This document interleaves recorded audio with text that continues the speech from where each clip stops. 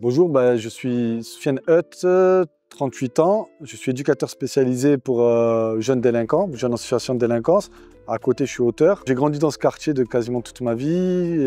J'ai été au collège Selle-Neuve, qui aujourd'hui s'appelle Arthur Rimbaud, et au collège des Escoliers.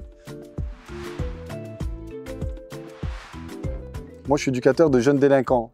J'aime bien dire que je suis éducateur de jeunes en situation de délinquance. Quand un jeune, on lui reproche des faits délictueux ou criminels, ou quand il est reconnu coupable, il est suivi par un éducateur. Moi, je travaille en foyer, c'est-à-dire que c'est un endroit où on va placer le jeune parce qu'il ne peut plus rester en famille ou dans son quartier. Et à 24 heures sur 24, on se relaie avec les collègues éducateurs, où on essaye en fait de trouver comment l'aider.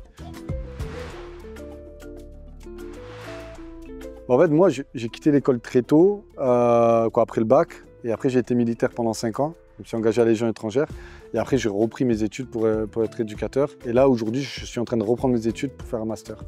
Voilà. L'école m'apporte quelque chose, elle m'a apporté mon diplôme aujourd'hui. Là je suis en train de retourner à l'école pour avoir un diplôme pour pouvoir faire un autre métier, toujours dans le même domaine. Donc l'école ne fait qu'apporter. Mais c'est dur quand on est jeune, quand on a 12, 13, 14, 15 ans, de savoir ce qu'elle apporte.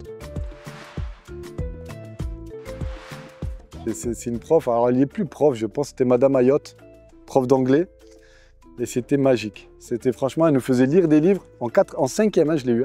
On regardait des films anglais sans sous-titres, on lisait des livres anglais. C'est un niveau extraordinaire, même parce que c'était une personne qui t'a animé. Donc des échecs, oui, après j'ai eu la chance de toujours retomber sur mes pattes, c'est ça. Donc c'est pas un parcours que je conseille, parce qu'on se fracasse quand même pas mal. Déjà, il faut aussi venir se débloquer mentalement, dire que c'est possible et ça nous est réservé. On a toujours une limite, que c'est notre propre limite, mais qu'elle est beaucoup moins limitée que celle qu'on pense. Voilà.